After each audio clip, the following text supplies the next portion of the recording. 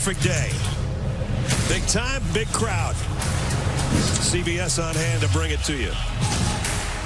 This is why you play this game. For the guy that you've been to battle with, you've been over here training for 9 months, you play for that guy. Right, look around at the guys in this room that you went to war with all through fall camp.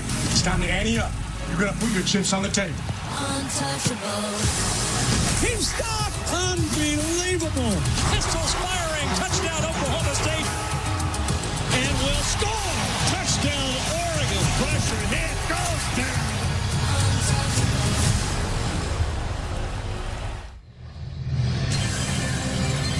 Autzen Stadium in Eugene, Oregon. And the defending Big Ten champion, Oregon Ducks, led by their head coach, Dan Lanning. And the Duck. And the Cycle. And the number 6 team in the country in front of a sellout crowd.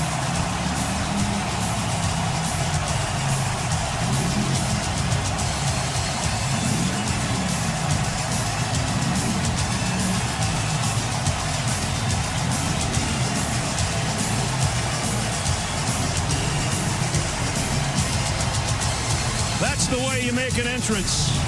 And that's the way the Big Ten, Home Depot on CBS, brings us a matchup of the Big 12 and the Big Ten. It's the Cowboys of Oklahoma State and the Oregon Ducks. Welcome, everybody. I'm Brad Nessler with Gary Danielson, Jenny Dell, and Gene Steratore. A partner of defending Big Ten champs. We saw them win 13 games last year, a school record. They won it in their first year in the conference. Dylan Gabriel was their leader. He was a Heisman Trophy finalist. He's gone to the Cleveland Browns. Now it's Dante Moore's turn. Yeah, and Dante Moore has waited his turn, prepared for this game. I mean, this was the #1 quarterback out of high school in 2022. 2 years, apprenticeship. He's got all the tools, and when you meet him, you understand he's a very focused football player with a very powerful team around him. If he grows, this Oregon team has a chance to contend again. Part of that powerful team around him is their defense. They were good last year, maybe with the exception of the loss to Ohio State in the Rose Bowl. They got a couple of edge guys. You can't find two on any team better than this. That's for sure. And by the way, Oklahoma State fans, if you can pronounce these guys' games at the end of the game, you may be in for some trouble. They are elite. They come from both ends. Well-coached defense and 2 playmakers on the edge. Oklahoma State, unfortunately, lost a playmaker. Hoss Haney, their starting quarterback, went down with a foot injury in the first half last week. So enter a brand-new guy who hadn't even taken a college snap. Yeah, Zane Flores was the Nebraska High School Player of the Year. Same year, by the way, as Dante Moore. He gets his chance. Gets his chance against a really good team. He's out to prove himself, show the Cowboy teammates and the fans that he can lead this team the rest of the year. Well, we're going to have a battle on the field. We had sort of a battle of words between the coaches this week. With more on that, third member of our team, Jenny Dell. Yeah, NIL has changed the game, and this week the money talk, it got loud. Mike Gundy threw that first punch, but Dan Lanning, he did not back down. He acknowledged that the Ducks invest heavily, and he is not going to apologize for it. You know, Oregon is paying a lot of money for their team. The last 3 years, we spent $7 million over the 3 years. I think Oregon spent close to 40 last year alone. I got a ton of respect for Coach Gundy. You know, ultimately, how blessed are we to be in a place that's invested in winning? If you want to be a top 10 team in college football, you better be invested in winning. And we spend to win. Some people save to have an excuse for why they don't. You know, a little bit of that was taken out of context. You know, the truth of the matter, Rick, is I was being very complimentary of Oregon and their commitment. Now, both coaches have shown mutual respect. But, guys, those comments, they've raised the stakes and added value to today's matchup. All right. That's all over with. Big smiles on both coaches' faces as they met at midfield. Now they're set to meet on a cloudy day, but a good football day. In Eugene, it's cooled off a little bit. It was in the upper 80s, actually, a couple of days ago. 71 right now, mostly cloudy. But as they say on the public address system here, it never rains at Autzen Stadium, so we don't expect that either. Second meeting all time. You have to go back to the Holiday Bowl in 2008. The last time they played, Oregon won that one. Oregon won the toss. They will receive. Wes Paul's got it teed up. Noah Whittington back deep for the Ducks.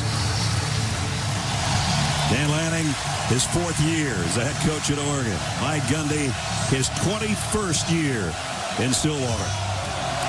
Let's play ball. And Oregon will bring it out to the 25. There's a flag down as the kick went out in the corner. Kick out of bounds. Kicking team. Ball replaced at the 35-yard line. First down. So good field position right off the bat for the Ducks. And we bring out Dante Moore. Started his career at UCLA. As Gary said, one of the #1 guys in the country. Transferred to Oregon. Backed up Dylan Gabriel. Last week, 3 touchdown passes in his starting debut. Great long-term kind of personality. Looking to get better. Understands it's a process. Isn't trying to be a superstar in the press. He wants to be a great player on the field. And Will Stein, the offensive coordinator, said this team will take on his personality, not mine, as he goes. First down from the 35. Whittington, the single setback.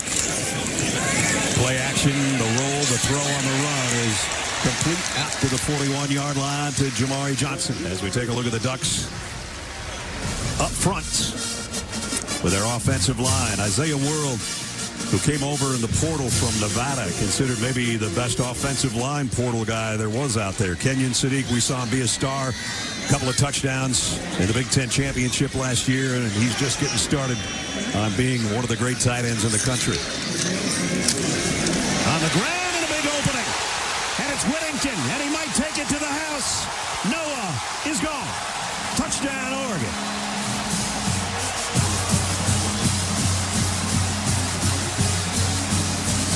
59 yards for the score. Yeah, a little mix-up in that Cowboy defensive secondary. It goes unbalanced offense for Oregon. Here's kind of the mix-up right here. Watch him look around, not exactly sure where to fill on the play, guesses the wrong way, and boom, pops it. And you're not going to catch him. Nope. When unbalanced with receivers to the right, the safeties were looking at each other, trying to figure out where to go, and that's the formation that got him. And it's Sappington in for the point after. It's good. Not saying there was no blocking, but one of those plays that should go 5-8 yards goes to the house.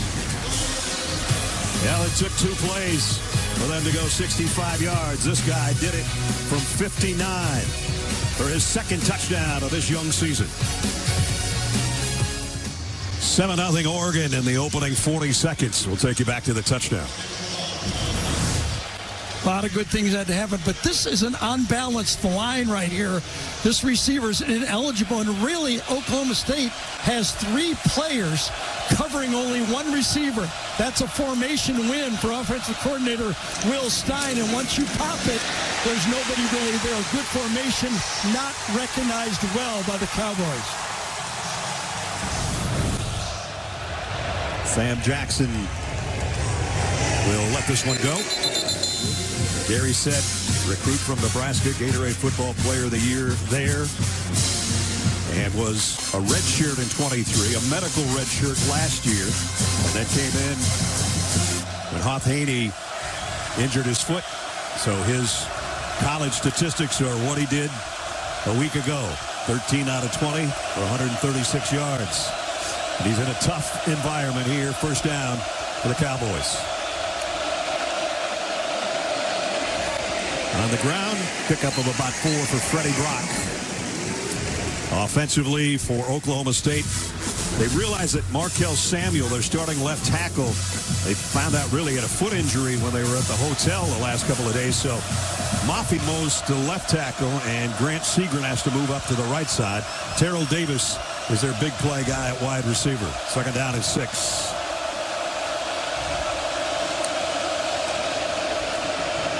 Quick throw, just a little bit in front of his intended receiver, Gavin Freeman, incomplete.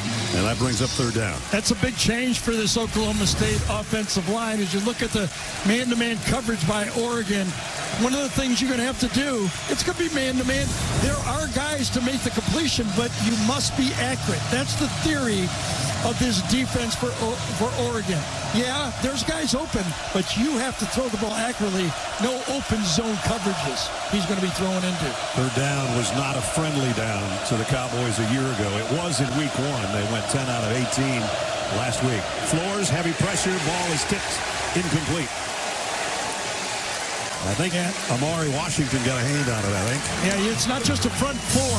There's no way that that's going to be all day. You see this Oregon team right there. They line up 6 guys at the line of scrimmage. You don't know which ones are coming. They only bring 4, but they come from different spots. That's the game, basically. When you get in 3rd and long, you're trying to avoid playing against this Oregon team. West Paul will punt. Gary Bryant fields it on the fair catch right at the 35-yard line. Yeah, no Whittington. He's been a key despite the Ducks landing that #1 running back in the transfer portal in Mekhi Hughes. Now, teammates rave about his mindset, his ability to do all the little things right. Coach Lanning said he's serious all the time. He loves what he's doing, a great teammate. And guys, our faith was immediately rewarded in week 1 when he ran for 35 yards on the first play of the season. We just saw it 59 yards today. You saw how his teammates reacted. That pretty much says it all. Yep, 5th-year senior out of Fort Valley, Georgia. Yeah, and a different type of transfer portal guy. That's a guy who earned his way up here going through, Western Kentucky? Is that what it was? Yeah. So again, they start at the 35-yard line. Dante Moore in the shotgun. Blitz coming. Oh, what a pickup block. And Moore going deep. Got a man on the run. Dakorien Moore will take it. The freshman touchdown.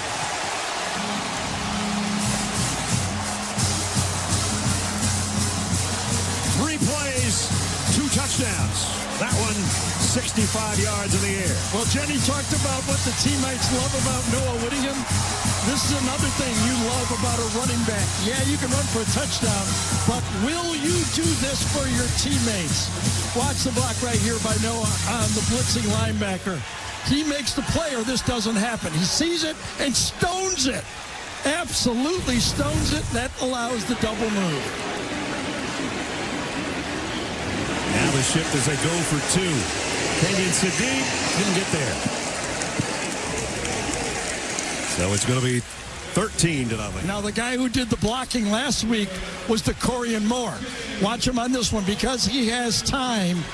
You just have time to do the double move. You a little shift. You know what? That could have been motion right there for Dakorien Moore. He went in motion and never came to a complete stop for 1 second on that play. Oregon fortunate that didn't get called.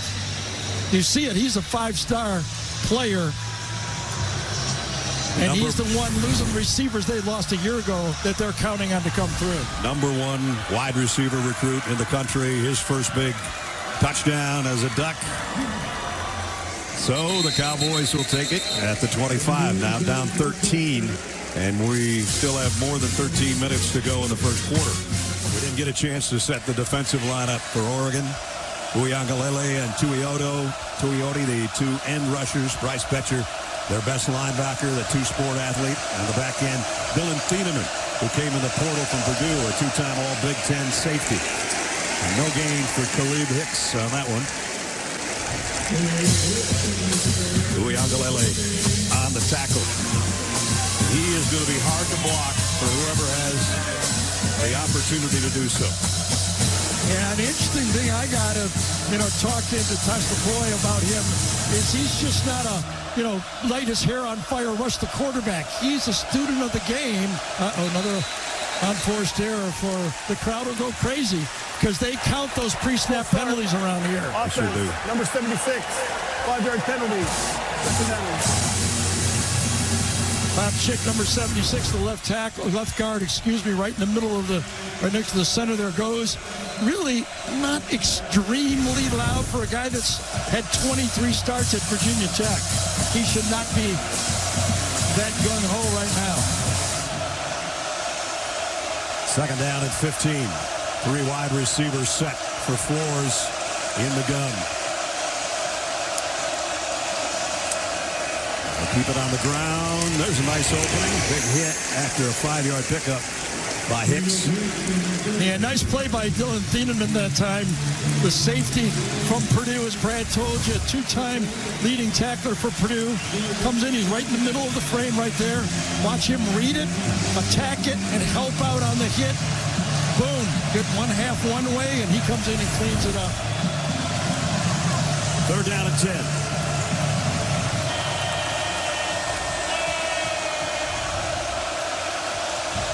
Interesting spot. He's almost playing a rover spot. Thieneman is right there. Tight end in motion on 3rd and long. Flores will keep him. He's tripped up as he was trying to get ahead of steam. And Tuioti, the other edge rusher, with a shoestring tackle. It's 4th down.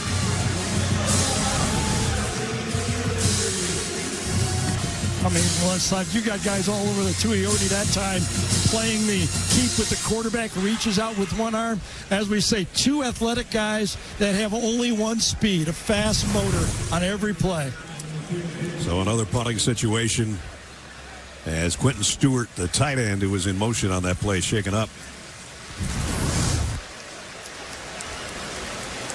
Oh, he landed on him. Rolled up by his quarterback. Did not see that the first time. I didn't either. And Oklahoma State are already out. Oscar Hammond is out, their other tight end in this game.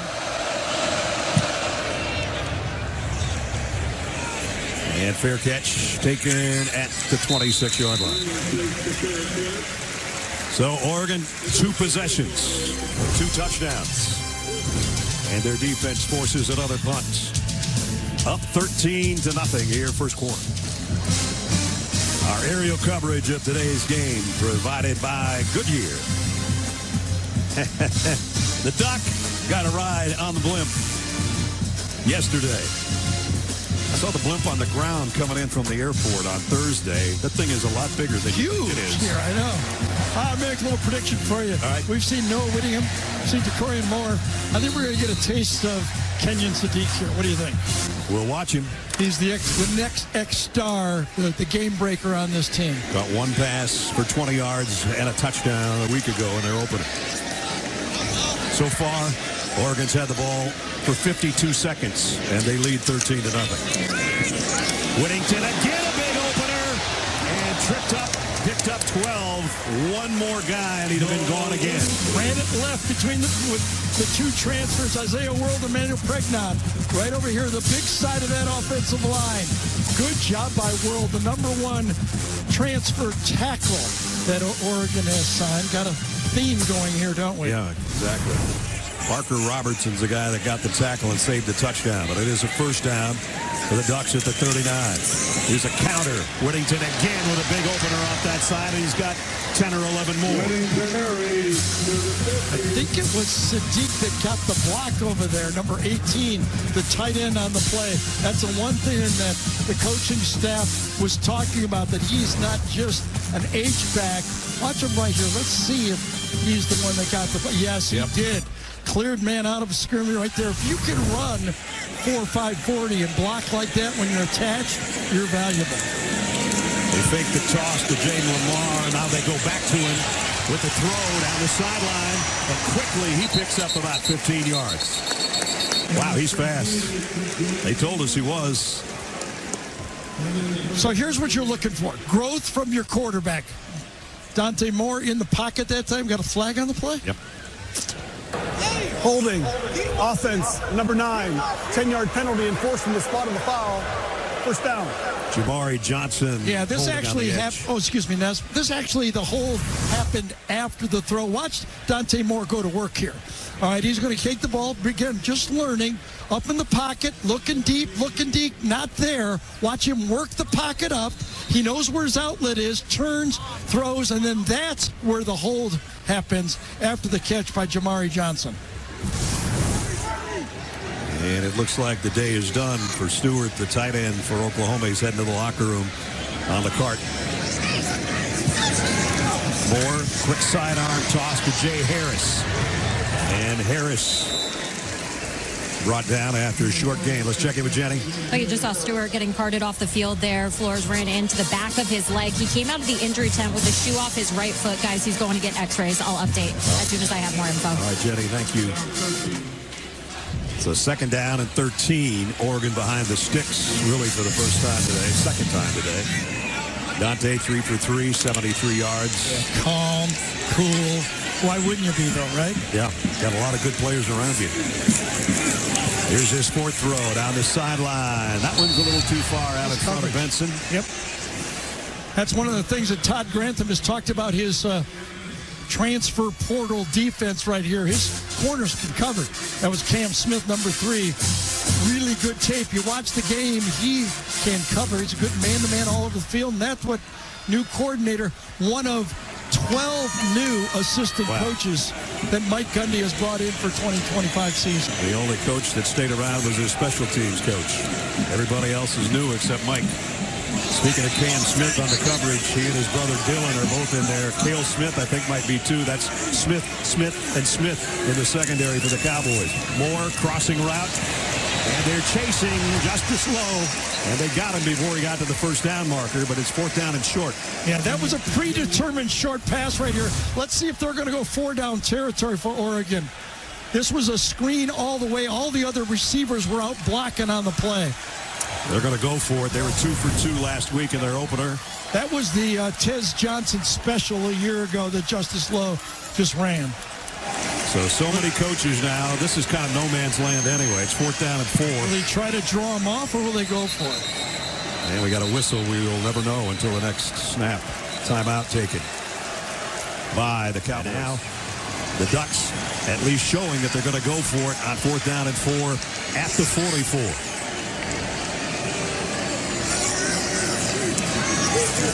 Moore, quick throw, incomplete. No flags, and the Cowboys will take over. Well, it's easy to say Smith made the play. This time it was Dylan Smith.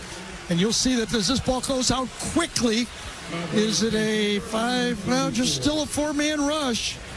And good coverage that time. I think that's a good no call. A little bit of a bump. And the Cowboys offense down 13. Take the field. Here it's 13-0. Mike Gundy, his 21st year as a head coach at Oklahoma State. Not accustomed to the kind of year they had last season. Didn't win a conference game. 3-9 overall. As Gary said, a lot of new coaches. 65 new players. 42 incoming transfers. 35 of those guys weren't around until June 1st. This is a rebuilt team for the Cowboys. Play action, Flores, rolls, throws, and got him complete. Nice throw. I thought he should have just given it to the back right there on first down. That was a dangerous throw, throwing across your body to the tight end here, coming out to the outside, going fast, trying to stick it in there. That was close. Josh Ford, the tight end, caught 10 balls a year ago, and another tough throw. This one broken up into double coverage. Dylan Thieneman, kind of a stutter move to the outside, trying to get a big play. Dylan Thieneman, the free safety, helps out on the play, coming across the field to help. That probably would have been caught had the safety not come over to help the corner in man-to-man coverage. We talked about Thieneman at Purdue, over 100 tackles both years. His freshman year, he was an All-American. He had 6 interceptions to go with 104 tackles. Second down and 10. Flores going to get hammered as he throws, incomplete, almost picked off, and he paid the price throwing that one. Linebacker blitz. This time the running back does not see it. See how he just looks for it. Trey Towell and looks for the linebacker, doesn't find him, and the quarterback takes the hit. A big one. Tough for this Oklahoma State team. Lose your left tackle. You have to switch right tackle to left. Back up in. That means 2 guys playing out of position against 2 of the elite defensive ends in college football.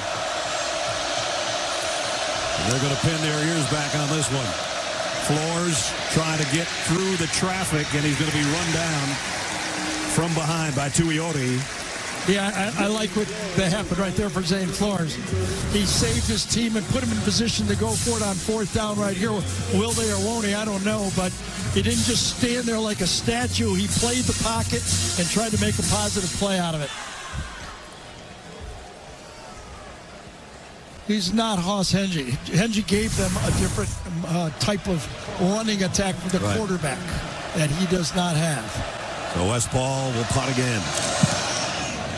Trying to pin this one down inside the 5. Oh, 1 yard too much. I know.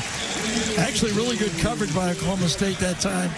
1 yard less, as Ness told you, that would have been perfect. Including coordinators Doug Meacham as the OC, Todd Grantham as defensive coordinator. There was all the changes in the corral, if you will, for the Cowboys. You know, I understand the frustration from Mike Gundy and the whole Oklahoma State fan base and everybody involved. I mean, this is a team a few years ago that had a legitimate argument to play in the national championship. One of the winningest teams in college football in the Big 12. They were one of the dominant teams. It's frustrating to go to not even win a game in the conference a year ago. It needed to be torn down. And now they're facing the number 6 team in the country and the defending Big Ten champions, who are off to a hot start, and so is this guy, Whittington, almost 10 more yards. Mekhi Hughes, maybe it was Jenny, one of the biggest transfer running backs in college football. But production counts, and Noah Whittington's showing the production right now, and he's staying in there and going to get the football. And Will Stein told us, we have plans for Mekhi Hughes. Yeah. It's just that when our young guys got here, we didn't know how good they were, including the old guy who's back in Whittington. And a flag down. It'll be a false start on Oregon. That'll be their first penalty. Yeah, the good thing about that, though, for Oregon is, they go 4 or 5 deep at running back, competitive, but it's a 16-game schedule. Offense. Yeah. Not all 11 players were set prior to the snap. 5-yard penalty, second down. I mean, you got to look long-term. For Oregon to have the season they want, Will Stein has to understand that he's got to keep those running backs fresh all year. I teased him about how many running backs he used in week 1. He said, we're going to try to do that again. I said, I only got so much room on my boards here. Jayden Limar in the backfield with Dante Moore. He'll get the call on the counter, and here he goes. Down the sideline. He might take it the distance. All the way down to the 23. Sam Jackson finally brought him down. Watch the center right there. Get the key block to start it. The other side, but watch as Limar comes out high and tight. Look at that football, high and tight. Well coached. 53-yard pickup right back to the air. Dakorien Moore, number 1. His second catch got him inside the 20. Listen, people may be coming from behind. Look at that ball tucked against his shoulder pads. Protect the football. That's the value, even on the long run.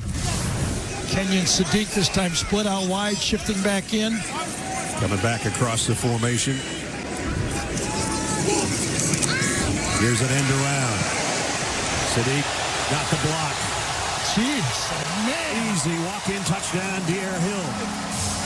I know Hill's got the touchdown, but I'd rather watch Kenyon Sadiq on the play. Amazing. Started out the left, shifted back, kind of fakes like it's going to be one way, but watch the blocking. Block him, block him, block him, and finish him off. Wow.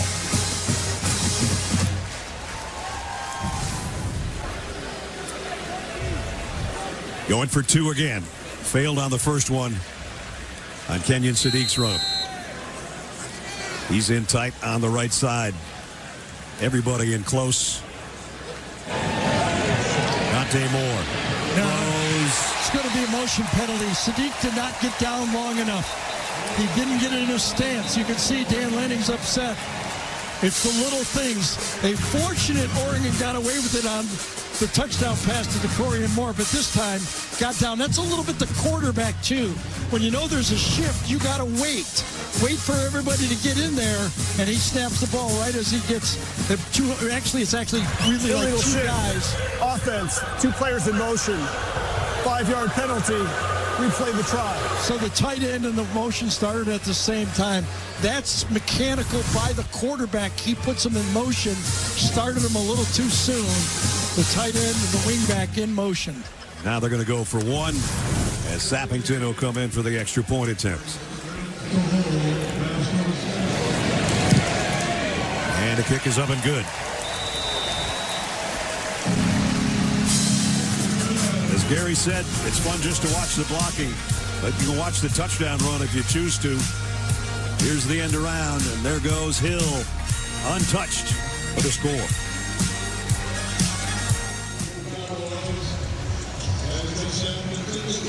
(20-0) Oregon here in the first quarter. Making a statement early. That last drive, 80 yards in 4 plays, including the 19-yard touchdown run.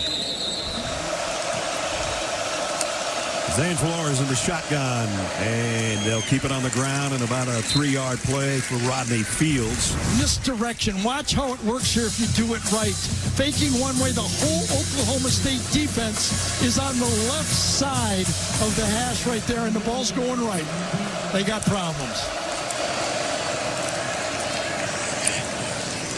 And a 3rd down and short coming up as Rodney Fields takes it again for the Cowboys. We showed one guy blocking downfield. Watch Alex Harkey, number 71. He's down there leading. Boy, that's nice, isn't it, when you got your tackle in the end zone on a play? J.K. Johnson's going, I don't need this. I'm getting pancake 5 yards in the end zone. Yeah, and I'm 30 yards from the ball. 3rd down and 2. And trying to get the first down, coming up about a yard shy is Fields again. So I guess they're going for it. Well, at least you got to try to draw them off sides. They look confused right now, though. Yeah, they do. They're going to have to. Clock winding down. 5 seconds. Flores going to keep it, maybe. Gotta hurry. And I think Oregon called the timeout. There was almost no time on the play clock. Oregon was more confused than we were. Called their first timeout of the half. 30-second timeout. I think all 3 yes, everybody involved. Both teams and then us. Here's a look at the fire drill that's going on right now. Everybody's looking at the sideline. Guys are coming out late. People going in motion. The coaches are on the field. This is a good timeout. The center judge won't get out of the way. The tight ends are moving. The clock's going down. A lot of stuff going on there. But the scoreboard's still 20-0. That's right. With 3:28 to go in the quarter. They don't get this. They're going to give it back to the Ducks at the 34-yard line on a short field. I like this. They can't stop him anyway. You might as well try to keep the ball. Flores, I think he got it. You look at the official, they're going to give it to him. Coming in from the far side, he's got it about a foot over the line. Flores did a nice job just kind of seeing the left side just a little less trash in front of him, kind of sneaks to his left and gets that ball. Yes, that's a good first down. They stand him up, but he got enough. This is what you were saying yesterday, and you did again today in the open. This kid's showing he's tough. He hasn't played a lot of football. Listen, you're not going to play this Oregon talent every week. Trying to get to the edge, and about 3 yards for Fields. Here comes a blitz off the corner. Flores goes that way with the ball. Complete. And decent pickup for Gavin Freeman. Yeah, you're trying to get one-on-one plays out there. At least get your athletes in space. But right now, the Oregon athletes are making those tackles. I think it was Kennedy again making the play. Yep. Uh-oh, that wasn't right. Crowd's going to cheer for themselves. Another pre-snap penalty. False start. Offense, number 77. 5-yard penalty. 3rd down. Steve Barron, our referee from the Big 12. There's a quarterback comparison so far. Remember last time in long yardage they came up with that, 6-7 guys at the line of scrimmage. They've got 8 guys up there now. Flores rolls to throw if he can get rid of it in time. And got it to a wide open man in the middle of the field. I don't know how he got over there to see him, and then I don't know how Christian Fitzpatrick got that wide open. Yeah, this was just a cross-up. He's way out here. He just kind of grows across the field right there. Man-to-man coverage, and somebody just turns him over. Why aren't you covering the man right in front of you? Waves and waves, and I don't know how Flores found him. Great play. 34-yard pickup. I mean, he's getting chased from the inside out. He turns out and he sees a white jersey standing out there like a punt returner for him. So we said they hadn't had any chunk plays. They just got one. 34 yards and a first down at the 29. Back to the ground. Howland this time, and he's got a good gain down to the 22. Tuioti brought him down there. Nice job on the left side of that Oklahoma State offensive line. Comes around here, gets the block. Watch that left side work. Remember, Markel Samuel is not playing. Number 76, Bob Schick kind of comes in. I thought it was a tackle. It was really the guard. But good job that time. Nice offensive run scheme that they made work. Second down and 3. And another first-round run by Howland. Yeah, good zone blocking by that Cowboy offensive line. Just about set to start the second quarter. Jenny was with Dan Lanning moments ago. Coach, you came out firing early. What stands out about the way your group attacked that first 15 minutes? Yeah, good effort. We're shooting ourselves in the foot a couple times here. We got to clean up some things, but can't give them a freebie there on the explosive play. Ultimately, I'm proud of the effort. I want to see better execution. Before the game, you talked about strength in numbers. You already had 3 guys that scored. How many trying to get in the end zone? Let's see how many we can get to score today. Thank you, Coach. Appreciate it. Got a penalty marker down as we start the second quarter. False start. Offense, number 24. 5-yard penalty. First down. That's 3. The crowd will continue to applaud themselves. Howland jumped early, and Cowboys don't need to entice this crowd anymore with any more penalties than they need. They're down 20, but this drive has looked good so far, with the exception of that 5-yard walk-off. First 3 drives only netted them 32. They got 52 here, and they're at the 23 of Oregon. Howland, who had the penalty, is going to get that 5 and about 5 more back. Tough run. Yeah, nice counter design again. Kind of man-to-man blocking up front. You pull the backside tackle and wrap them in there.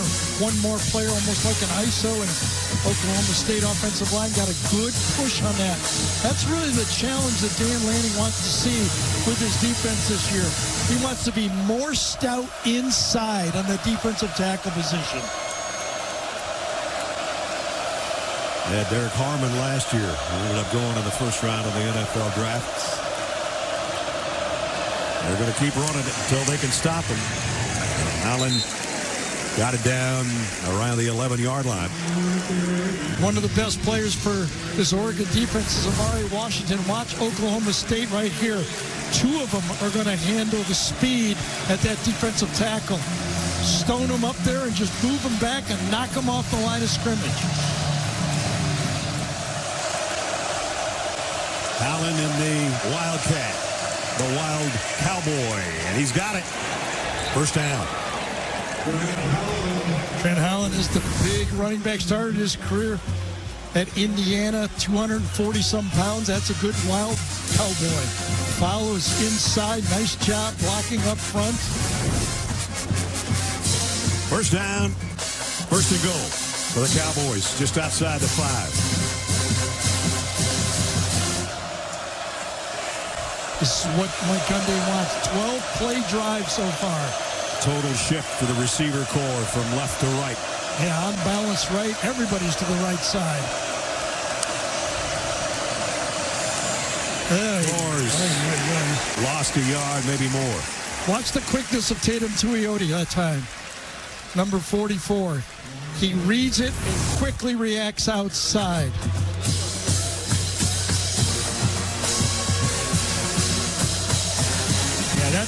That's one guy with not quite elite speed. Got help from the corner that time, making it a little easier play for him. Let's see if they keep it with Howland pounding or if Flores is going to put it up. Second down and goal outside the 6 now. To the end zone with a throw. Almost a one-handed catch. Broken up. Terrell Davis was the intended receiver. And Ifeobi Degu that time, number 7. 6 foot 1 inch tall corner, young defensive back group, and there's not enough. Looking all the way back, can't do it any better than that. Good try on the catch, but perfect coverage. One thing the secondary of the Ducks have, and that's length and height. This is the 15th play of the drive. Third down and goal. Flores flushed. Has to just throw up a prayer to the sideline and complete out of bounds. It's fourth down. He hit from 42 and 39 last week in their opening win against UT Martin. This one will be from 23 yards out. And he's got it up, and the Cowboys are on the board. 20-3. That was a 8-minute drive almost. 7 minutes, 56 seconds. Third down conversion for the big play when Dane Flores kind of rolls out. Noah Whittington back deep. And he'll just let this one field it at the 3 with a fair catch. Behind the scenes a little bit with fourth-year head coach Dan Lanning and his team. All right, you got 3 seconds to grab 19 cards. Go. 1, 2, 3. Count them out. What you got? 10. A little off, right? Kenyon, you got 1 second to grab 1 card. Here we go. Ready? Go. That's how we got to play this game. 1 game, 1 play at a what? Time. 1 card at a time. He's pulled the right card about 3 of these series so far, or Will Stein and the offense has. Full start. Offense. Not all 11 players were set prior to the snap. 5-yard penalty. First down. And I started to think about what will Stein try to do with Dante Moore here to get him prepared to move on through this whole thing. Remember these first 3-4 games, is it 3 or 4, getting to play against Penn State. Right. Dan called it his first quarter of the season. I mean, they got to be ready, hitting on all cylinders, and his young quarterback has to be ready. How do they use this game to get him ready to play that Penn State game in the Big Ten? Dante, the throw on the crossing route. Man wide open on the run is Kenyon Sadiq. Right here, just a sneak through this time. A little bit of a play fake, then rolls out. He's going to Sadiq the whole way on this one. You said you called it 1 series too early. You said they're going to get Sadiq the ball here. That was last series. They got him a key block, but I was thinking more at the ball. You're right. Pick up a 26 out to the 46. Now back to the ground game to Jay Harris. And Harris picked up about 3.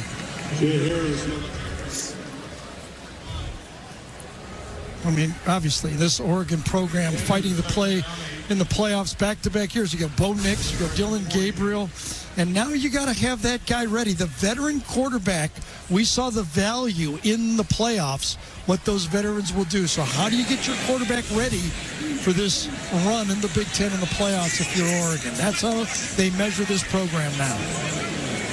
Makai Hughes in the backfield for the first time for the Ducks.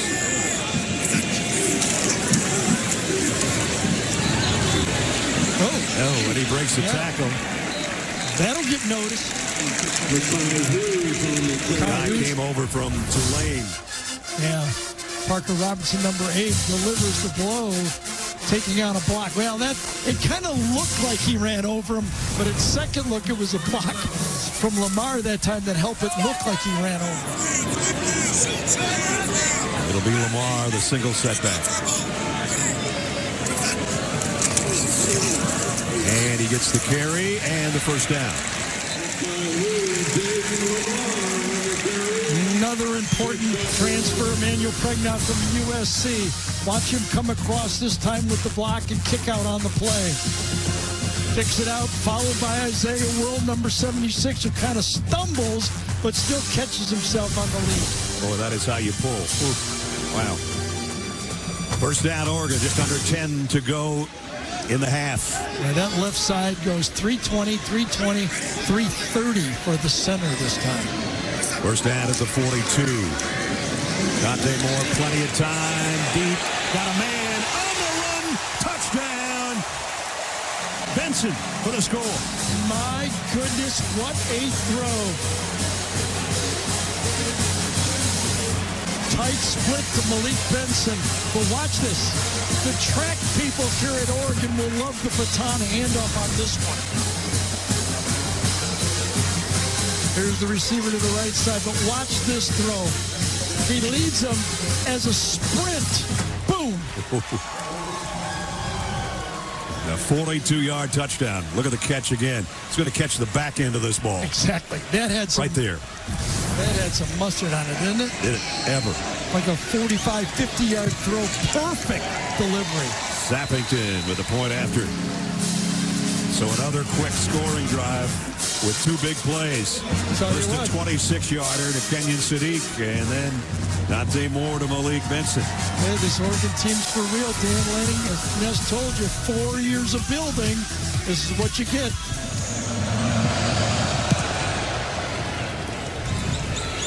And Sam Jackson's going to take a crack at this one from the 5-yard line.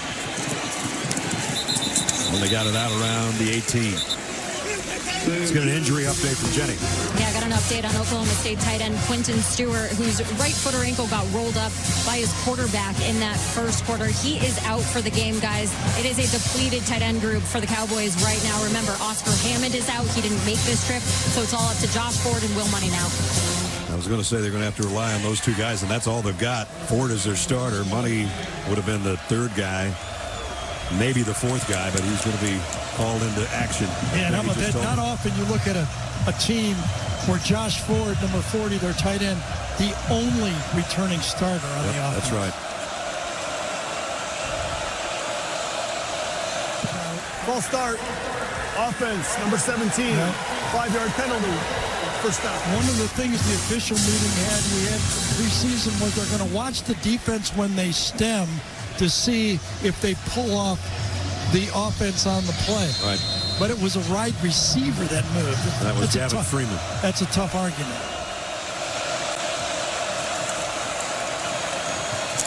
And he put it in a tight window, but it's broken up. Incomplete. Cam Abshire had his hands on it. That's because Tatum Tuioti, number 44, dropped on the play from his defensive end position. You think you got one-on-one, and all of a sudden you see another green jersey come into your eye. Right side of the thing, draws the block, then backs up right into the throwing lane. What a luxury to have two edge guys you can drop into coverage, right? Back to Howland with a stiff arm. He's not going to get away, though. Brought down by Ashton Porter.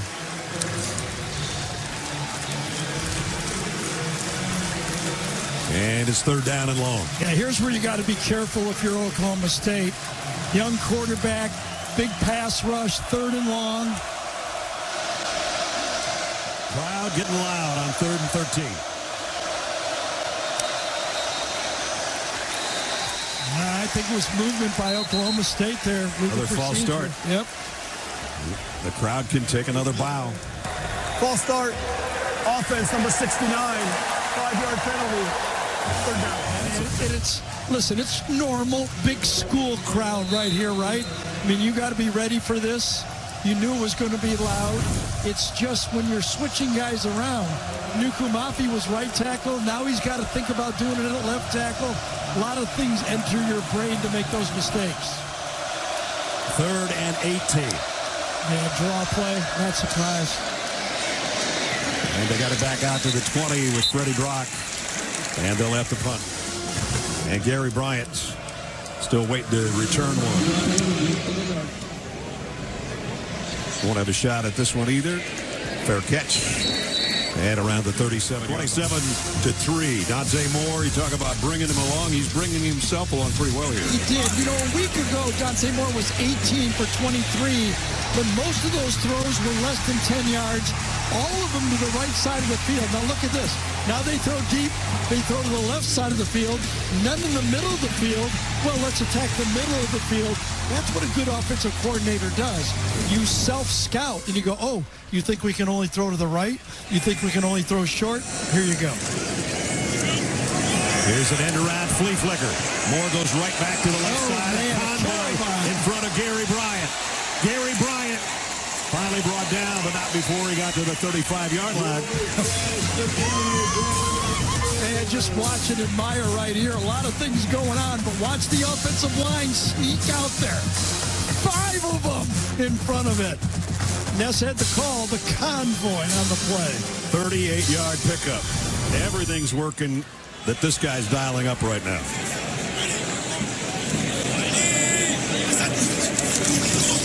Sidearm throw out in the flat. And that's to Gary Bryant. Yeah, and that was an RPO right there. You're reading the play. Dante Moore decides he can either run the counter or give it to the outside. He's got the ball in his hand. He makes the choice. For an injured defensive player. That was in on the stop.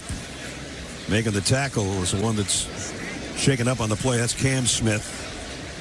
And he likewise, it's friendly fire that got him. He was trying to make the tackle on Bryant, got hit in the knee by his own man. He'll be able to come back. Yeah, you can see it dive across, and you try to avoid one of their guys so you don't get a penalty. You hit one of yours. Yeah, Landon Dean, his own man, is the one that got him. At the 28 of the Cowboys. They're going to blitz. Dante Moore got around the first man, fires to the sideline out of bounds, and they'll bring up third down. Yeah, I think for sure Dante Moore thought his receiver was going to run a stop to the outside there. Sometimes you have receivers in press coverage. You can go free or you can lock down. This time the slot man just keeps going and has to get rid of the ball. Good avoidance, but the rush from that Oklahoma State attack got a winning play for the defense. That was a Todd Grantham play right there. Yep, it was. Kenyon Sadiq's in the backfield. Third down at 3. And he's going on a draw, and he got there. First down. So they try to play similar on their two-point conversion try. This time, just a draw by the tight end. Kenyon Sadiq, I think the comp for Kenyon Sadiq is Kellen Winslow. And we had Dan Fouts up here in the booth. That's right. We should have asked him.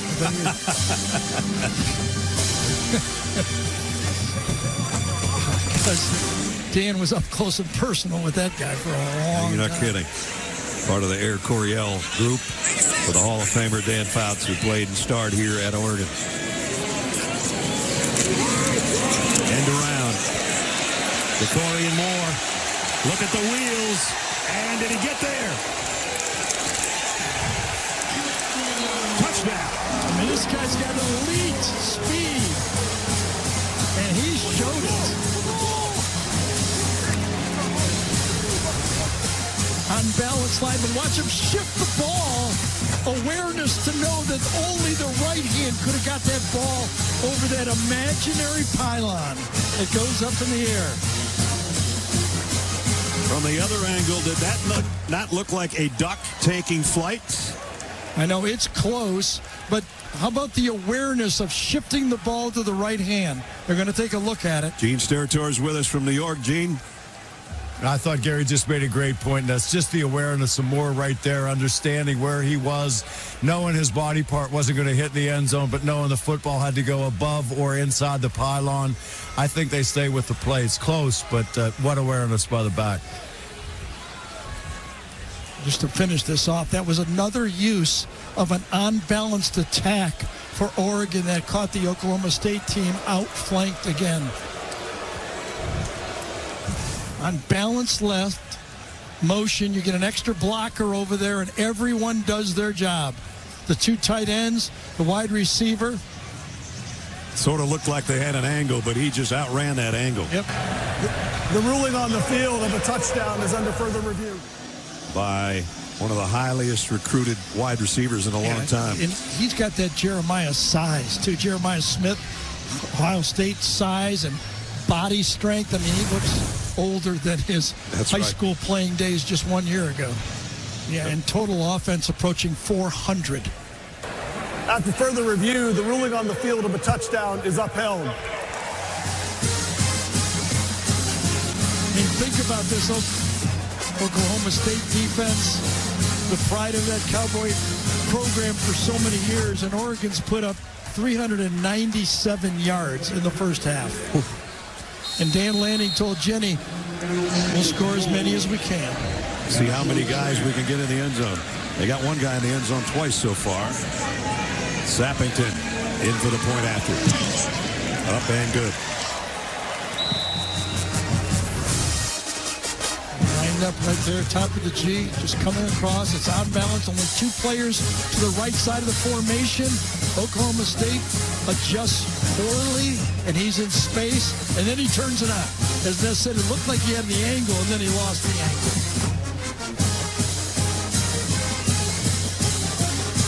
Impressive blocking in front of him. A week ago, it was Dakorien Moore doing the blocking. This time in front of him, he had Sadiq and Johnson. People blocking in for each other.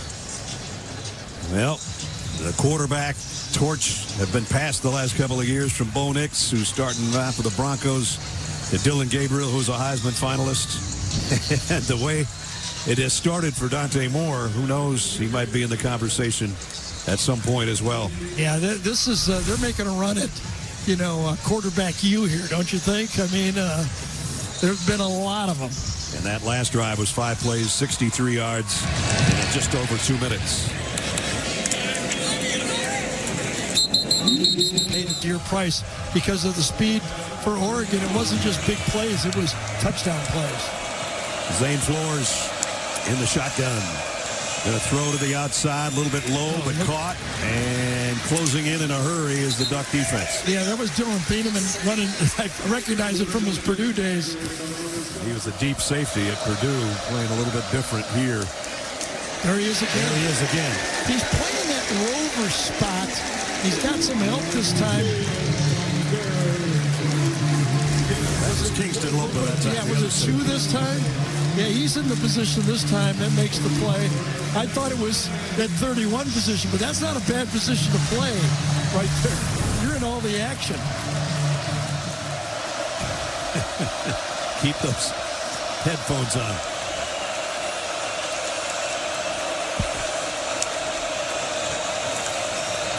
Flores throws knocked down. Beautiful defensive play by Dalen Austin. Yep.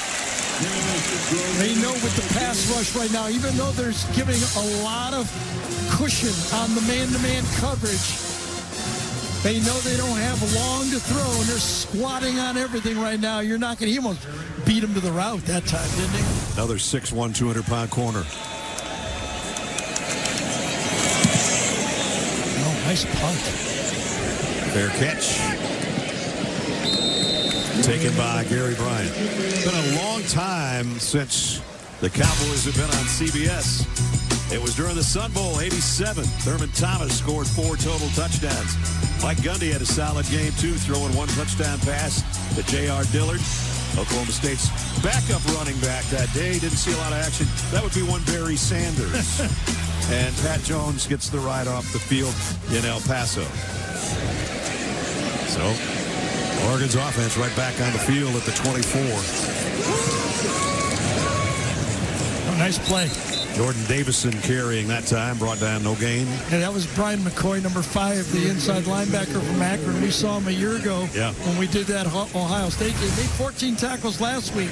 This time he's up there. He's reacting. Sadiq, I think, is supposed to block him, but he comes underneath to make the play. And Brian had 120 tackles last year for Akron. Second team All-MAC. On a slant. Oh, man, big hit. A yard short of the first down is Justice Lowe. And again, that was Brian McCoy. Well, sometimes you don't get a lot of opportunities to hit people, but when you do, if you make it count, it feels good. Oh, he definitely got a hit in. Over the top that time. That was great effort by this Oklahoma State defense on that short yardage play.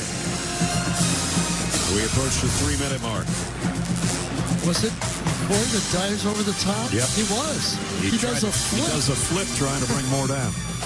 That's pretty athletic looking. Yep. That'll make highlight reels. But he didn't quite get him down in time. Akai Hughes joins the backfield and gets the call. Oh, big collision again. Parker Robertson from the secondary made the tackle. Watch the wide receivers block on these plays. This is just so impressive.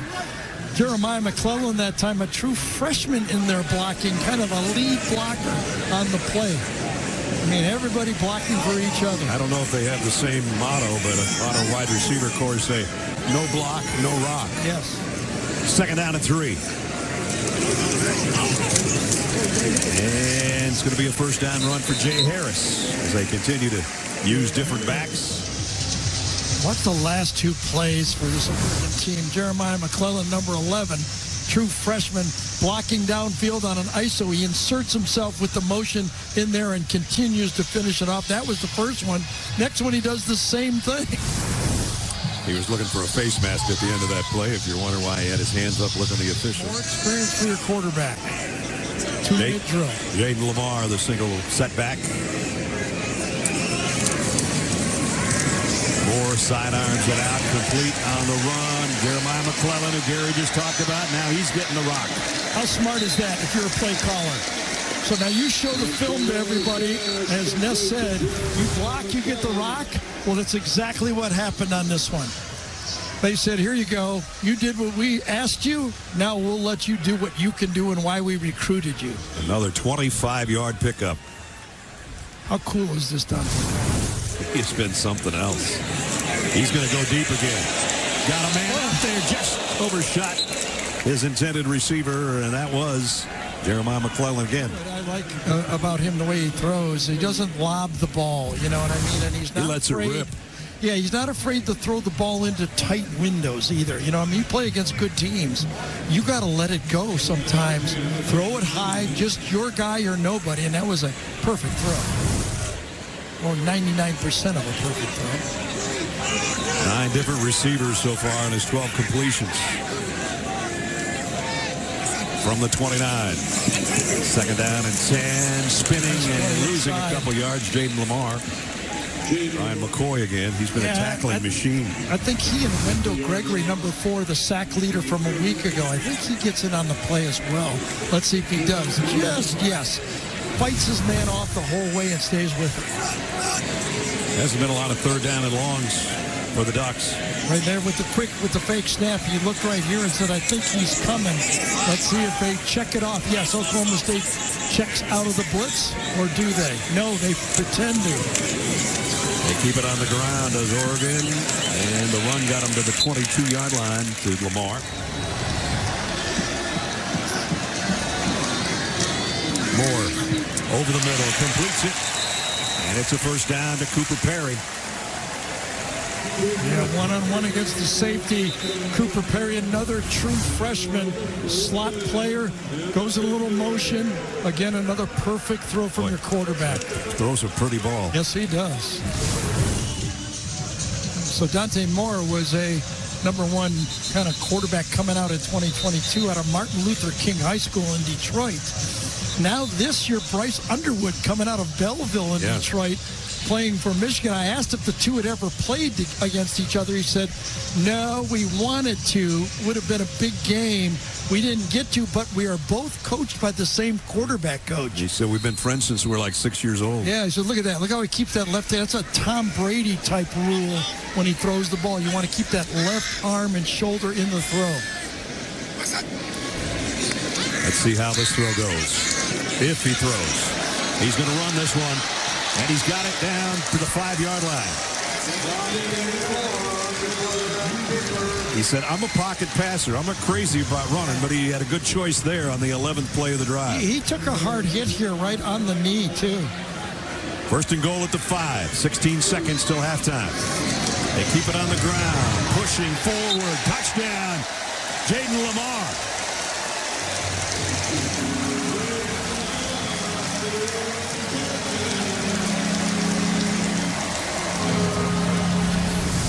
Yeah, Dante only runs when he has to here. He wants to get through there and get down, goes maybe one step too far and takes kind of a shot across his knees at the end there. Did you see the end of that play? And then the push in from the offensive line and Limar. Boy, that's a lot of points for one. Sure is. 7 first half possessions, 6 touchdowns. And they failed on a 4th down. That's about the only thing that hasn't gone perfectly. I remember I talked about the hit on the quarterback run. Watch at the end of the play. The tackle lands on his left ankle or foot. I thought that hurt him a little bit. The land right at the end. Now he lands on that left ankle and knee. Yep. You could see him kind of wince. I know quarterback injuries better than anybody. I don't know a lot, but I can tell when the quarterback gets hurt. I've been there a lot. A lot. Maybe he won't play in the second half anyway. I don't know. I bet he doesn't.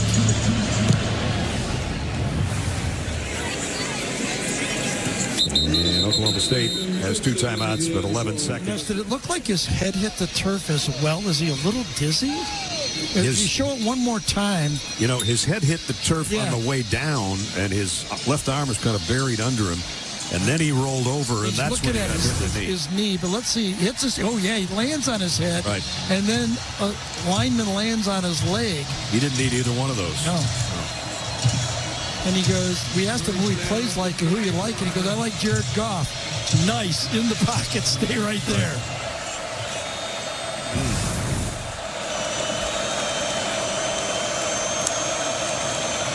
And the Cowboys will just keep it on the ground. Caleb Hicks.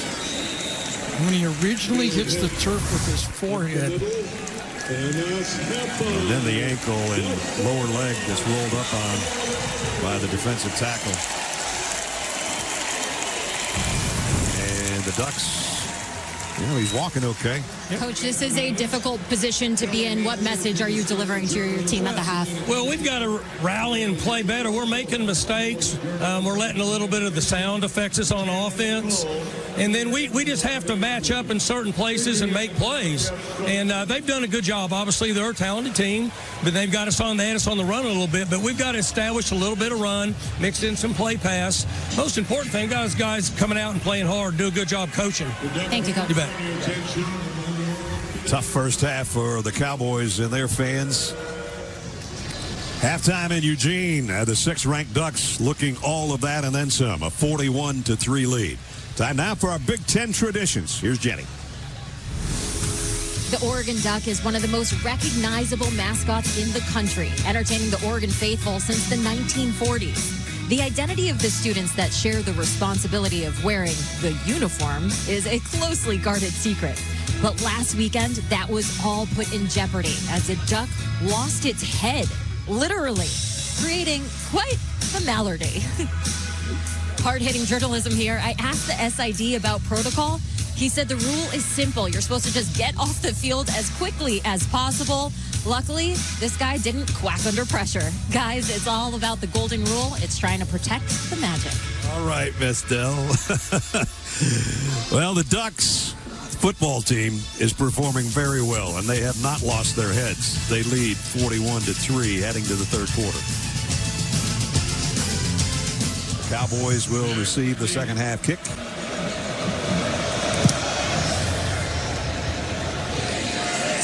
And they'll bring it out to the 25-yard line. Last week in their opener, Oregon had 253 yards rushing, 253 yards passing. In the first half today, they have 238 yards rushing and 235 yards passing. We haven't seen anybody play like this in a while. No, and I don't know, my first thought is, don't you think Mike Gundy knew it was going to happen on Monday when he hit the first press conference?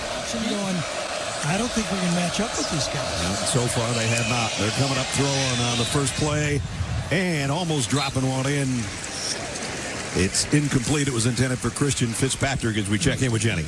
Well, guys, at the end of the first half, Dante Moore had a 337-pound D tackle. Demarion Thomas land on his left leg. He also appeared to hit his head on the ground. I asked Dan Lanning about Moore's status. He said he's completely fine. No matter what happens, when a guy gets hurt, he makes sure to be on top of it. He's good to go. But Coach Lanning did tell me that we should expect to see some new faces after the first drive here today. All right, Jenny, thank you. And on the run is Caleb Hicks. Our game trends, we kind of touched on it. A lot of big plays. They had 5 touchdowns of 50-plus yards in the opening quarter. And Whittington was a big part of that. He had a 59-yarder. Game trends presented by the U.S. Army.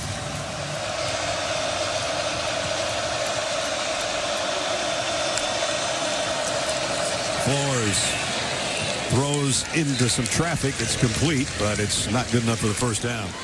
Westball's been a busy punter.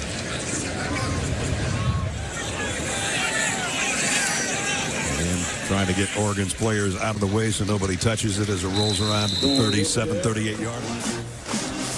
Aerial coverage of today's game is provided by Goodyear. Aerial passing has been provided by Dante Moore so far today. Every which direction. Short throws, rollout throws, sidearm, overhand, and even scrambled one. I don't know if he'll do that again, but he has used all his weapons every way possible, making the easy throw to his playmakers. But this last throw down the middle. This was pretty. Yeah, this was as good as you can do.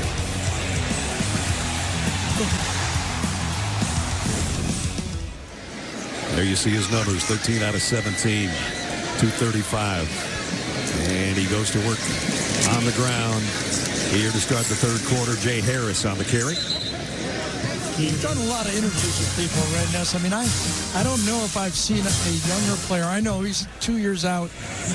You have the greatest vision that Dante has about his career. Yeah. You know, what he wanted to do, what he wanted to accomplish, who he was as a person, his family, just everything about him.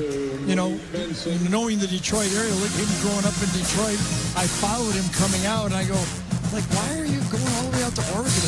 Are you just jumping for money? No, he had a plan. Yeah, raised by a single dad. He's got an older brother and a sister. And he said, my sister sort of became the mom figure. Dad was obviously the guy that was running the show. And Jenny's got more. Yeah, you just mentioned it. He's the youngest of three. He credits his older brother and sister for helping raise him. He said his mentality comes from his dad, a single dad, as you mentioned, and that's what sets him apart. The offensive coordinator, Will Stein, he agrees. And as you guys mentioned to start this game, he said Oregon's offense mirrors Dante himself, fiery, blue-collar, and willing to put in the work. He's an Ohio State fan growing up. He was born in Cleveland, moved to Michigan when he was 4. He said Braxton Miller was my favorite quarterback. That's why I wear number 5. Throwback, incomplete. Jay Harris, the intended receiver. You know, he started at UCLA, and you always say sometimes it's better to start a season too late than a year too early. You know, everybody wants to go, but my saying is I'd rather start 2 years later than I thought I was ready than 1 year early. Now, you know, UCLA didn't quite have the talent that this team had right here.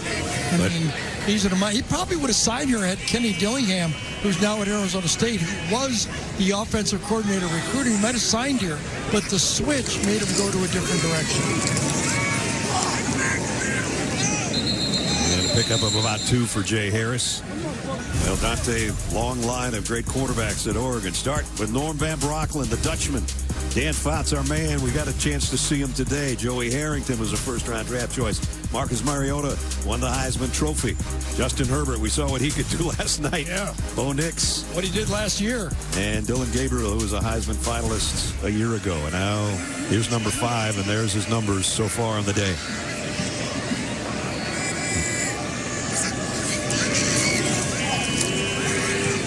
And a nice throw there. Complete the first down, and it's Kenyon Sadiq. He just has a beautiful delivery. He's able to go sidearm, but he doesn't feature it every throw. Right. He still uses mechanics when he can, and that's a total package. Limar, nice stiff arm. Jayden Limar, he's got another first down, and the Ducks have something working again on offense. Here's why Kenyon Sadiq will be drafted in the NFL. Watch him kind of read the block here as he comes across the formation. He looks, and then he finds and opens up the hole right there. You got a guy that can receive and be a mismatch. You know, a Sam Laporta. We mentioned Kellen Winslow. He's one of those new breed.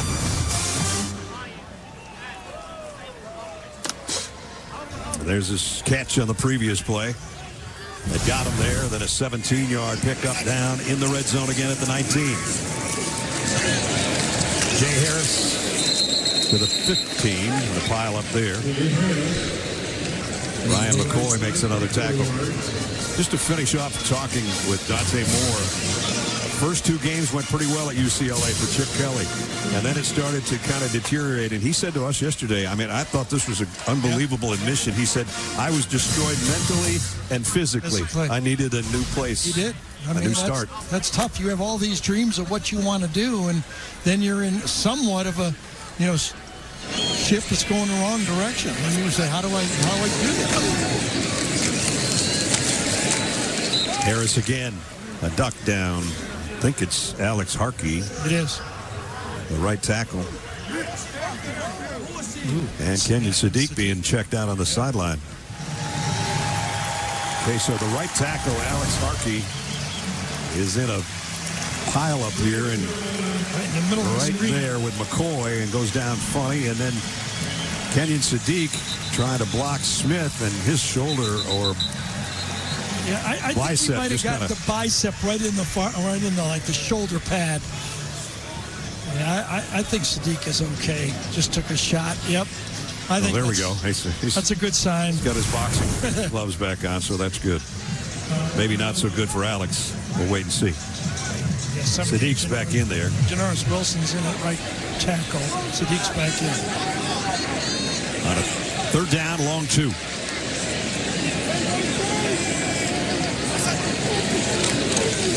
Moore fires to the end zone. Wide open touchdown, Gary Bryant.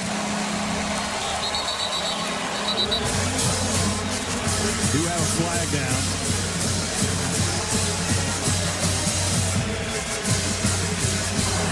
Holding, defense, number 5. That penalty is declined. The result of the play is a touchdown. Compressed formation, create the traffic by crossing, and you just wait and pick out the one you think is clear.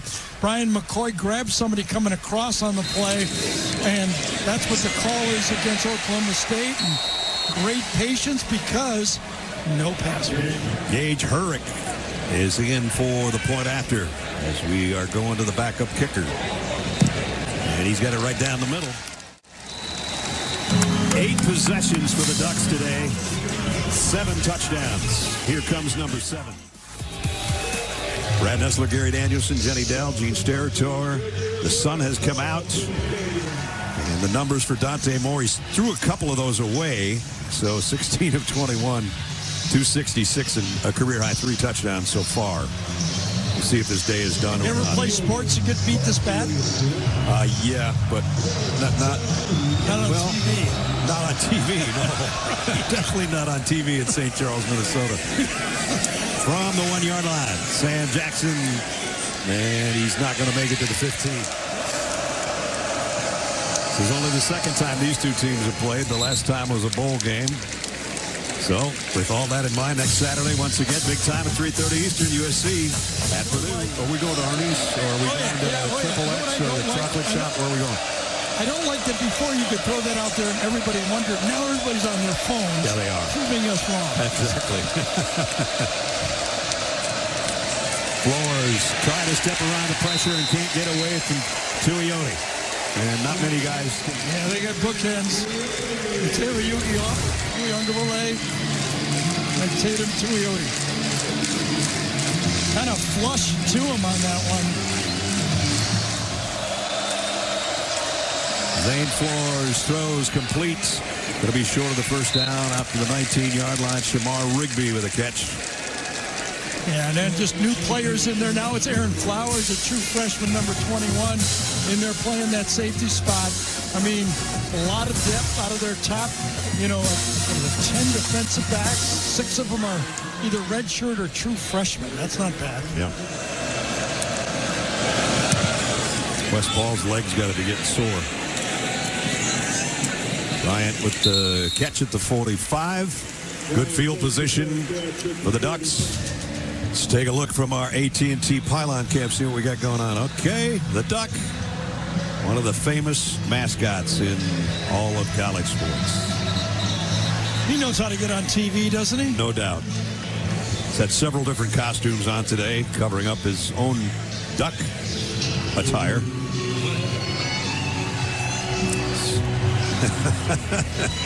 It's a good gig if you can get it. Luke Moga in at quarterback. A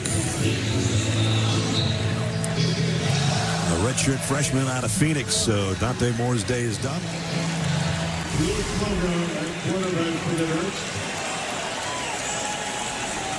Has not attempted a pass so far in his career until right now. And it's a streak on the sideline. It looked like there was a holding there, but I guess not. Incomplete.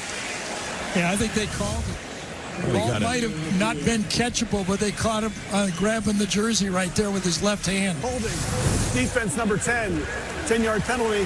First down. Cale Smith, the guilty party with the pull on the shoulder pad. Jordon Davison in at tailback.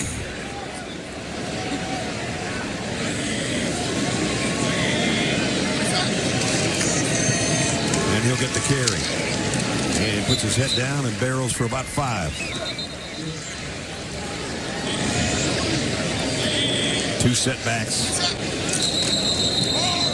Hill and Davison, and whistle stop play and a flag. False start. Offense, number 71. 5-yard penalty. Second down. Alex maybe should have stayed out. And now Mekhi Hughes in the backfield. To Moga's right, and now in motion out of the backfield. He's going to throw it on a screen to the inside to Cooper Perry. Cute play, wasn't it?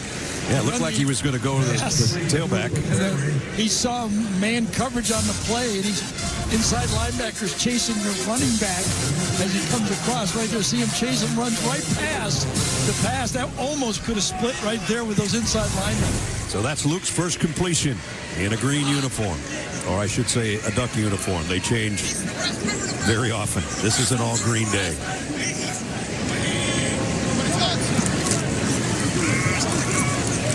Back to Hughes. Everybody just assumed when Mekhi Hughes got here that he was going to be like the featured back, but Whittington held his ground. Hughes had such a big season last year at Tulane, over 1,400 yards rushing and 15 touchdowns. I mean, if Oregon needs practice, they need practice in punting. I don't know. Are they going to try a field goal instead, aren't they? They are. Sappington's out there. Yep. What, 57 yards? And that's what it'll be. 57. And whistle stops this one. Flag down. Dan's going, what's taking this so long? Offense, 5-yard penalty. 4th down. Yeah. No, Dan said I called timeout. No, I called timeout, he said.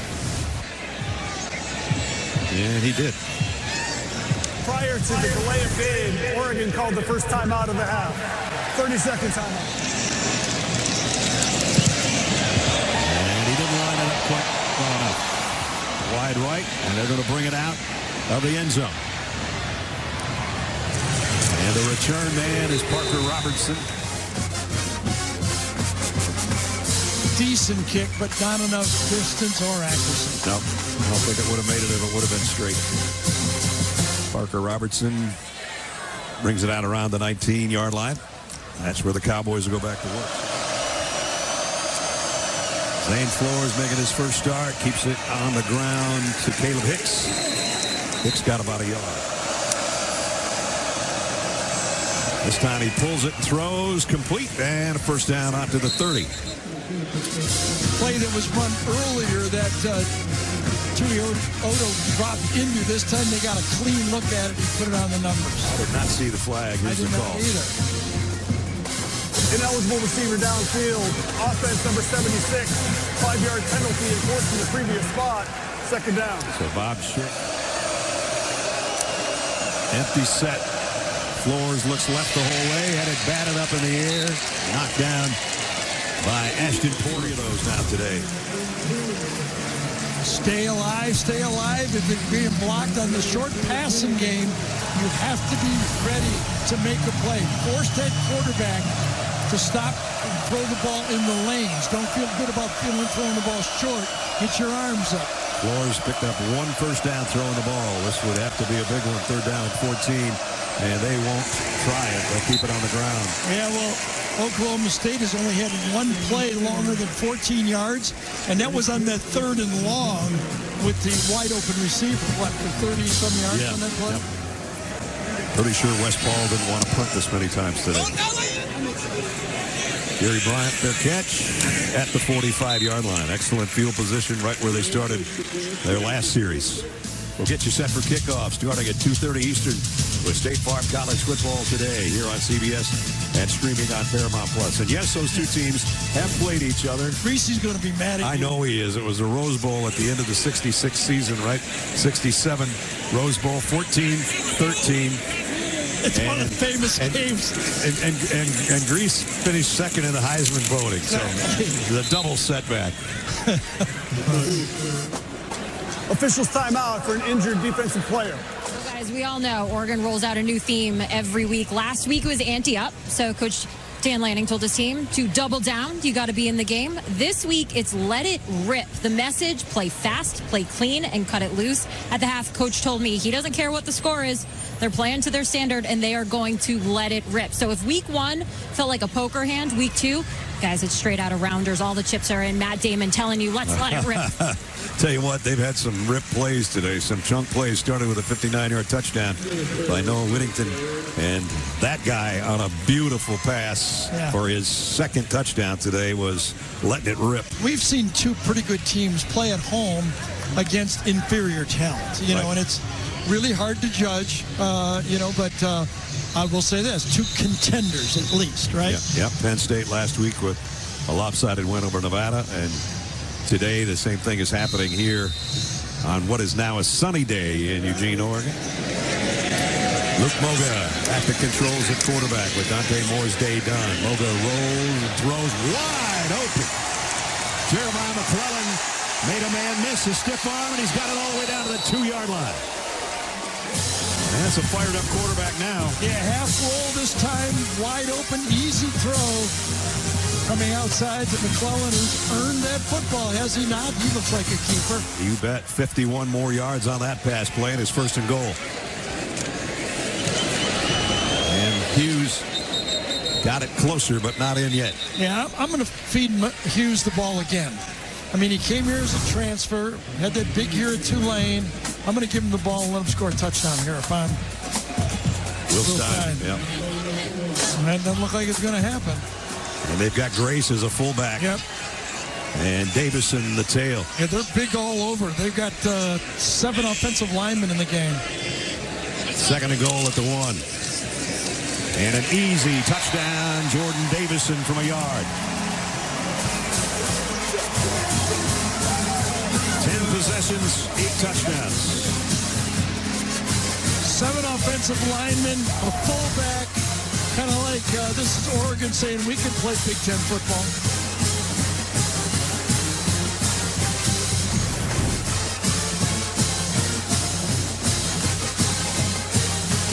This is Urich again. Gage with the extra point attempt.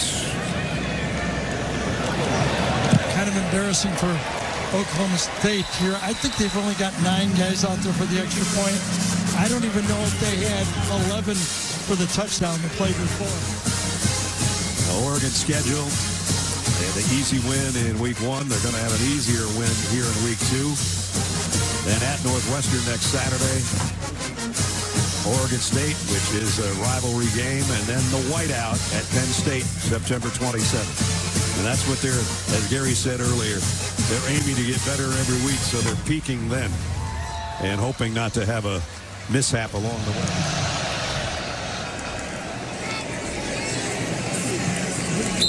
Oklahoma State out to the 25. 4 wideouts for Zane Flores, and they'll empty the backfield. And he threw it right to the Ducks. And it's going to be a touchdown for Jerry Mixon.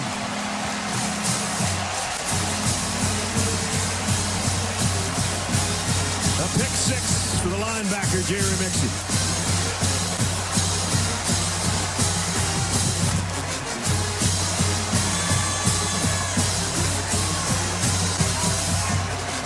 Well, what do you do if you've got nobody to cover? You just look at that quarterback's eyes. There's Mixon right there. Read the quarterback. He'll tell you where to go. He looks to the right. Mixon goes, okay, I'll go over there. Boom. And about a 25-yard return on the pick 6. And now Hurrick will make it 62-3.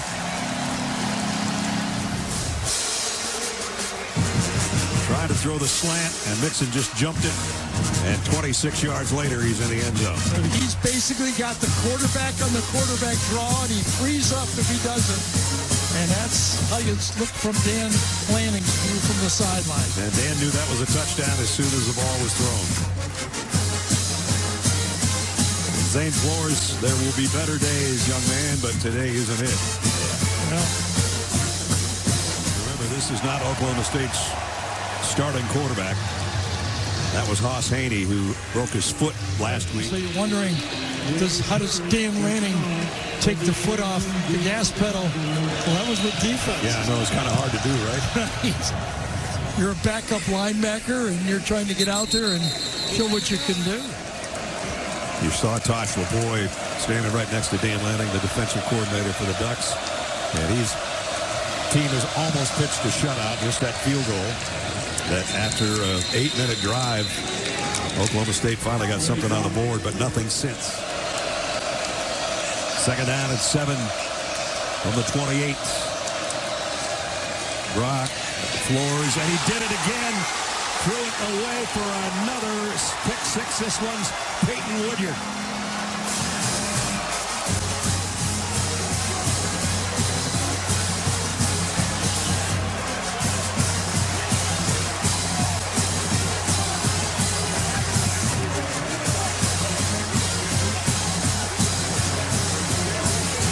Back-to-back interception returns for touchdowns.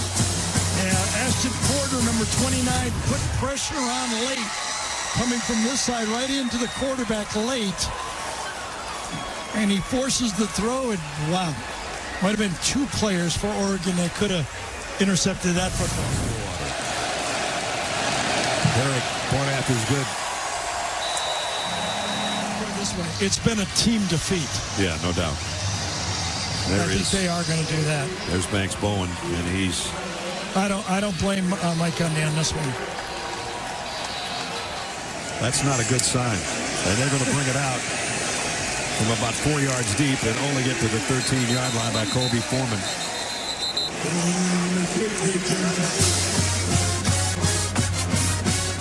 Jerry Mixon with the first of 2 interception returns for touchdowns. And I guess there's going to be a gift involved here, Jenny.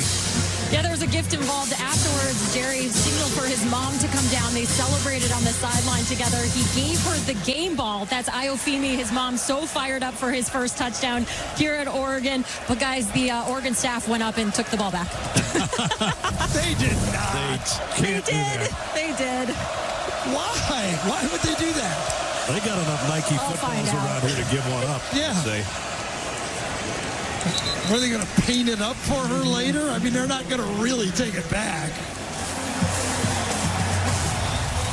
The Duck is having himself a day. He's been everywhere as Johnny Cash sings us into the fourth quarter. It's been a Duck day. A lot of push-ups, man. A lot of push-ups. At the end of every third quarter here at Autzen Stadium, you get the joyful exuberance of being up 69-3, including the players getting in the act with the sellout crowd. Kind of fun to watch. Not fun to watch if you're Oklahoma State.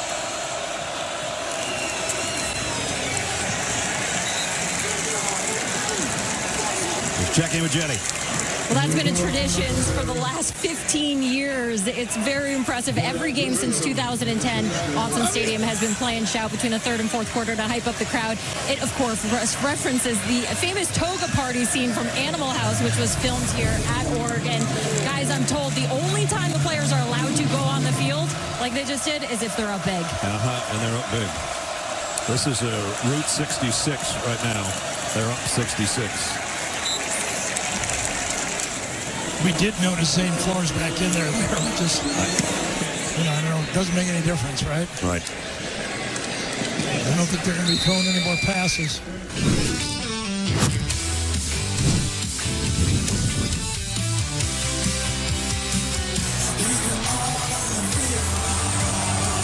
Let's play ball. On the ground and a big opening.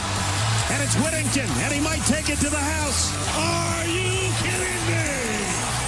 Easy walk-in touchdown, Dierre Hill. And another tough throw. This one's broken up into double coverage. To look at our IHG Hotels and Resorts game recap. Dante Moore, sensational day. 3 touchdowns, a career high. Dakorien Moore rushing score and a long touchdown catch of 65 yards. 9 players have scored a touchdown. And as Jenny said to Coach Lanning at halftime, how many guys can you get involved? He said, we'll see how many can score. 9 have. Yeah, I remember this going to break. I've asked them to play it again. Nuku Mafi, the left tackle, usually was the right tackle. You know, I tell this to my kids and my grandkids and everybody about a team. You know, it's easy to be a great teammate when things are going good. But look at your teammates who are suffering and be there when they're suffering. Yep. I give Mafi a lot of credit. This has done that to me many, many times. A couple mistakes, got the wrong guy, you know. On the ground. That doesn't happen that often. Makai Hughes on the top 10 shakeup is going to look like, but they're certainly not going to lose their spot at number 6, the Ducks. We'll see if they move up in the rankings next week. And playing hard to the end. Brian Mulvilson and his lovely wife, Catherine, had us over to his house, the whole crew, for dinner on Thursday night. There's Mom, Mrs. Mulvilson. There's Gary asking for more steak and receiving it. Now, I don't usually eat dessert, but I saw these brownies and this bundt cake sitting over on a table, and I brought it out, and I put it down, and I said, somebody's got to try this. So I'm the first one that tried this, and it was Will Stein's wife, Darby, who made it, but it's his mom, Debbie's recipe. I got to tell you, Jenny will tell you more after this play. It's going to be a quarterback draw, and Luke Moga takes it all the way back into Cowboy territory. It is the best thing I've ever tasted dessert-wise in my life. I'm not kidding. It was good. It was unbelievable. You mentioned, so Will Stein's mom, Debbie, and her sister, Blakey, they turned a family recipe into a business. They've been baking together since 2003. After rave reviews from all their friends and family, they opened up their own bakery in Louisville, Kentucky called Sissy Cake. I mean, their signature orange juice cake, probably the best dessert I've ever had. The good news, Sissy Cakes, they can ship nationwide. So everyone listening right now, go get yourself an orange juice cake. Yep, and not only that, Will brought a box, that box that you just saw, into our meeting yesterday because his mom gave it to him for his birthday, which isn't until, I think, the September 25th. He turns 36, and he said, you know, you guys like this stuff so much, I just thought I'd bring it in, and Brad could have some more and get fatter by the minute. But thank you for Darby, for making that, and thank you for Mom Debbie for coming up with the recipe. That was unbelievable. And a great night, Mo, our ace spotter. Thanks for having us over, man. That was a lot of fun. It was awesome, Mo. Whole night, the whole family, everybody. Your mom and I are best buddies now. They really are. Surprised you two didn't go out dancing. Well, she's 88 years old, and she did an aerobic class in the morning while I was sleeping. Full start. Offense, number 83, 5-yard penalty, second down. I don't want to leave Flash out either. The Mulvilson dog. He and I are best friends. Pretty interesting, though, that Will Stein came here when Kenny Dillingham got the Arizona State job, and that's the reason why Dante Moore didn't come. That change at offensive coordinator said, I don't quite know, you know. Yeah. And he had built a relationship with Dillingham. You can understand why. Exactly. Kenny doing a great job, but it's worked out for everybody. I said to Will, you know, the calls are going to start coming because Dan Lanning was a very young guy when he got a head coaching job. And he said, yeah, but right now, it's a pretty good spot. Yeah, and I would say so. They're down at 5. They got that unbalanced line again to the left. Let's see what they do with it. No, that's not. It's smaller tight end. I didn't see it.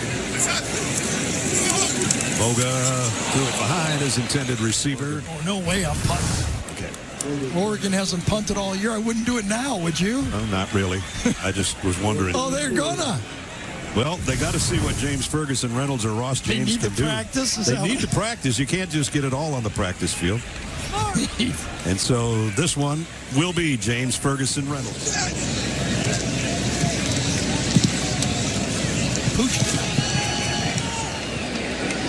And dropped it down to the 5. That's just how you do it. Just under 10 to play here at Autzen Stadium. Let's take a look at the Modelo Game Changers. Yeah, Noah Whittington already scored a touchdown run, but here a great block allows Dakorien Moore to catch his touchdown past the 5-star. Now in the reverse, both Kenyon Sadiq and Jamari Johnson, the 2 tight ends, spring Moore for the touchdown. And then on the reverse, you get Kenyon Cedric and then right tackle Alex Harkey in the end zone blocking. So the way you're supposed to do it, when it all fits together, speed and blocking is a pretty good weapon. And a dominant Ducks, 9 yards a carry, 13 plus a pass. yards per play, almost a first down every time they snap the ball. Flores still in there, quarterback, giving it off to Rodney Fields. I know, but if Oklahoma State's going to do anything, they got to flush with this one away, because the first half of their schedule, they got the home games. And they got to get ready to win 2 or 3 games at home and try to salvage this football season and not let this game ruin their whole football season. Iowa State down there is the last game of the year, and if you missed it, they won the Cy-Hawk Trophy today the same way they won it when we did their game last year against the Hawkeyes. Yep. A field goal to win it.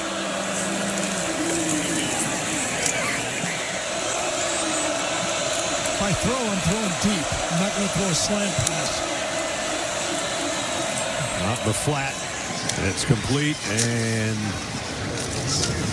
close to first down. First down of the half, and he had to fight it like crazy to get there, and he got it with that left toe. And Fields. The second half, that was tough to take those back-to-backers. This being his first start since high school after a medical redshirt and a normal freshman redshirt. Flores going to keep it himself. Not going to get there. Lost a couple. Yeah, nowhere to throw the ball that time. Stratton just keeps going, and there's nowhere to move out there. There's green jerseys everywhere you look.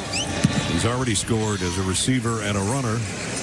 He backpedals to take the ball at the 20 as a punt returner. Don't let him get the corner if you know what's good for you. He got the corner, but he's going to run out of real estate. And it's still got about a 14-yard return. His hands as if to say, man, one more blocker, a little more room on the side, and I maybe could have taken this all the way. He might be right. Another quarterback in the game? Yep. Brock Thomas, true freshman out of Eugene. Local products.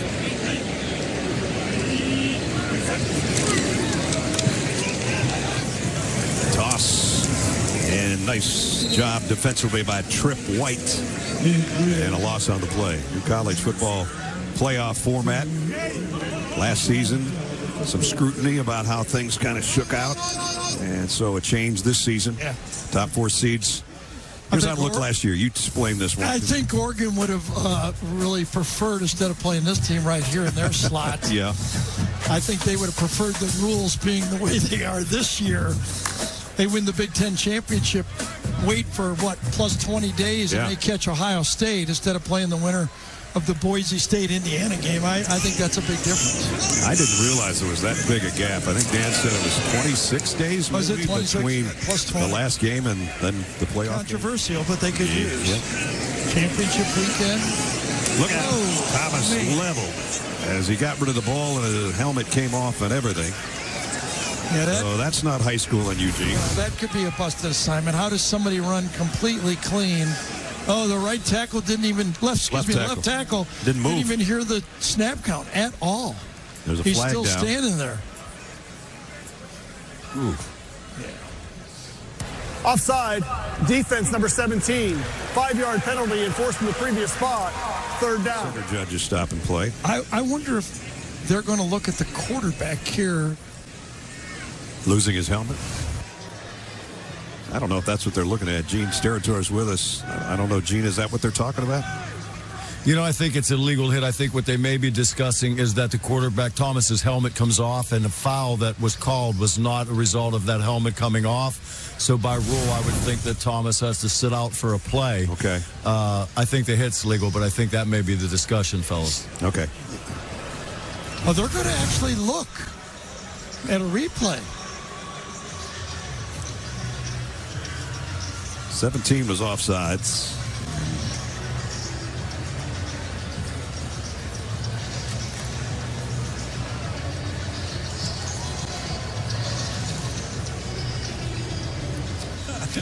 After review, the ruling on the field is upheld.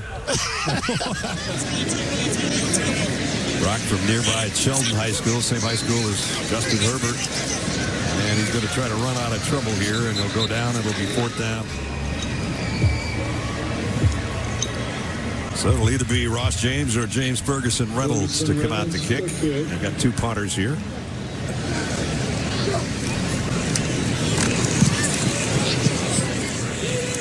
Fair catch. Taken around the 29-yard line.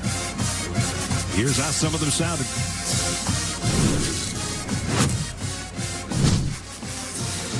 On the ground and a big opening.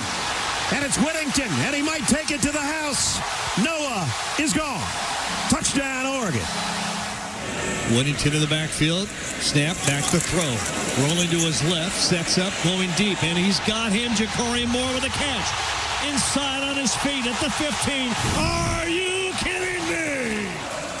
Jerry Allen with the "Are you kidding me" call. Our friend, the Duck radio voice for a long time.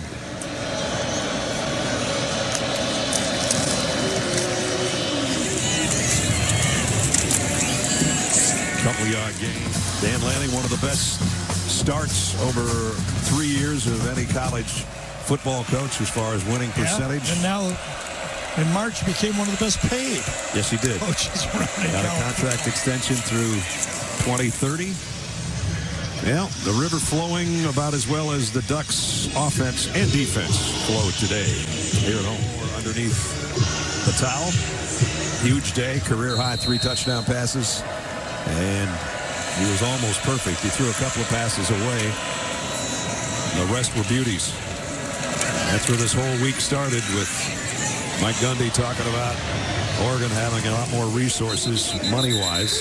Dan Lanning had the answer, and the best part of his answer was, we spend to win. Nice, tough run. Flush this away and let's go play. And Hicks cuts it to the outside to get a first down. Final play of the game.